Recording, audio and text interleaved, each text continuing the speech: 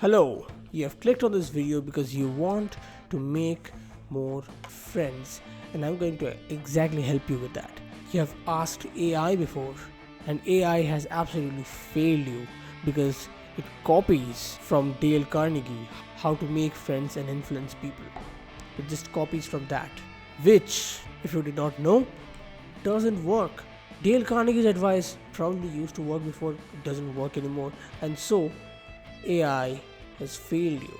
Let's replace AI with my personal experience, my absolute personal stories I'll share with you today. I'm going to give away my game to make new friends, even if you are in a new college by yourself, new school by yourself, because I've been in those situations. And AI will not be able to give you this because it's all personal stories. The first step is interesting. Scout for extroverts. Now, why extroverts? Because it's simply easier to make friends with them. If you just sit around extroverts, they can introduce themselves or they can ask for your introduction, which is basically what you want as an introvert. Because if you would have been the kind of person who would go up to people and introduce yourself, try to make friends, first of all, that would be cringe. I've seen other people try it and fail. They get a reputation for being desperate. So Dale Carnegie doesn't work. Dale Carnegie's advice is basically that. Plus, if you would have been a guy like that, you wouldn't be watching a video like this, right? So you have to scout for extroverts, search for people who are good at informally communicating with the teachers, like a friend or a parent or a guardian or an elder brother or type, or they will be a little bit louder than other people. So sit around, just sit in the classroom. I'm going to give you just one day for it. Look around and search for the people who have these attributes of an extrovert and just sit around them, maybe talk to them. Now, how do you initiate conversation? Not just with the extroverts, but with anybody. This will be helped by point 2, and this is a personal favorite of mine. Don't bring pen to class. Do exactly what this point basically says. Do not bring your pen to class. It will be best if I explain this point with a story. So in class 7, so I was around 13, I think 13 or 14 at that time. It was 2019. And I shifted from my old school to a new school. So I knew nobody. Everybody was a stranger around me. And so on the first day, I did not want to make a bad impression. So I packed, repacked, checked everything inside my school bag so many times the night before. And I slept late that night just to do this. After all that checking, I'm sitting in the classroom. The teacher has asked me to pull out my notepad and the pen. I noticed that I have forgotten to bring my pen. I'm sitting there, fists clenched, and I'm feeling this anxiety, this scariness, like I had put so much effort into not making a bad impression on the first day. Through that anxiety, guess what I did? I turned around and asked the guys that were sitting behind me, can I borrow a pen? I forgot to bring mine. Word by word, I exactly asked this. And they said, yeah, sure, no problem. And they gave me a pen and I wrote for the entire day with it. The point of this step is not about the pen. It's about initiation. This is the key word. Initiation. Initiation basically means you starting something of your own accord, of your own will. And this is what matters in all the steps. The way you will start conversations is through this. You will just not bring a pen to class, and then you will have no option but to ask the people around you for an extra pen that you could borrow. And then like that, you keep the conversation forward, then you introduce yourself, so on and so forth. Boom, that's a new friend right there. This is how basically it happened for me in class 7.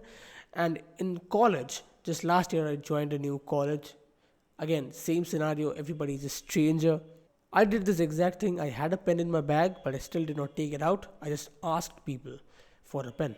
Point 3 is arguably the most important point in the entirety of this video, and the point says wait. You just have to wait, play it naturally. You can't be desperate. You can't follow Dale Carnegie's advice of going up to people. You can't do that. If you could, then you wouldn't be watching this video again.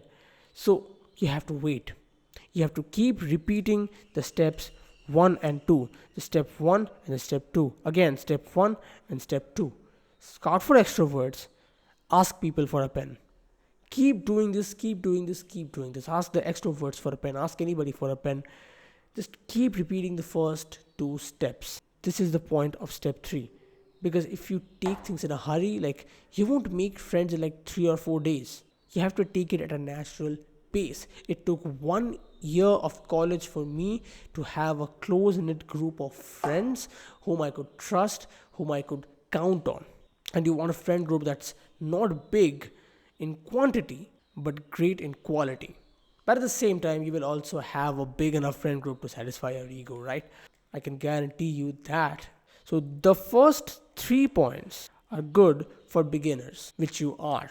Now, how do you level up? By now, you will have a homeboy or a homegirl. Check. Okay, like one close friend, most probably the first extrovert that you interacted with will turn into one of your closest friends. This is just level 1. I'm going to show you how to level up beyond this. Step 4 would be Uno, literally the card game. People go crazy over this game. This is just a simple card game, and the reason why this one card game works so well is because there's no limit on the number of players that you can bring in. In college specifically, I did this, and it's still one of the most glorious moments of my college life so far. I borrowed an Uno and then I took it to the class, and then me and my homeboy started playing. Okay, and so I would have had fun regardless. This is the mindset that you need to talk about. I'm going to talk about it later as well. Me and my homeboy were playing, and then some girls asked, "Can we join?" We said, right, sure.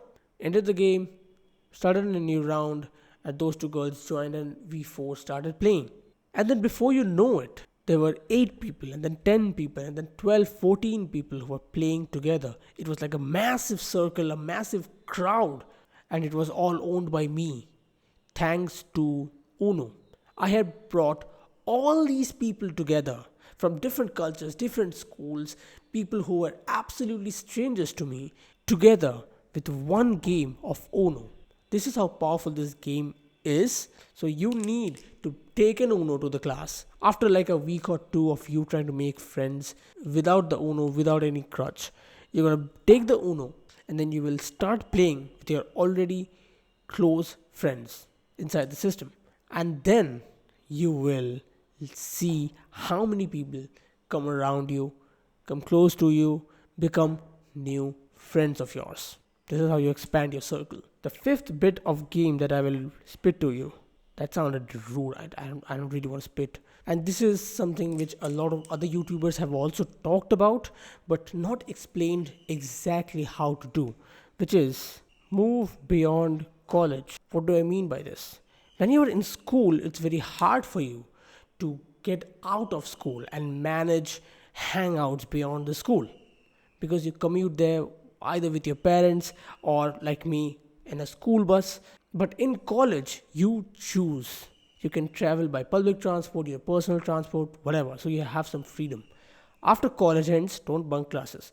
After college ends, you have to hang out outside the college. The only place where you meet your friends, if it's college, then it's going to be a boring friendship. Everything's going to go stale. If you want to keep things fresh, you want to explore the city with your friends. All right? So here's a new cafe. I want to go to that. Let's explore that. Here's a new place. Here's a new place that has opened up, and I want to go there and see what it's all about. Right? Here's the new park where we all can go and play Uno at. It will be fun. See how I mixed point 4 and 5 together. So this is the point of this point. Like, move beyond college. You can't keep your friendship just stuck to the 4 walls of the college. You have to get out of the initial vicinity of the college and then move your friendship outside. Unless you explore the city, unless you explore some new things with your friends, the friendship will never go deeper. It will just grow stale. And tell me if this has happened with you before. You were friends with somebody, and then simply you just stop talking to them.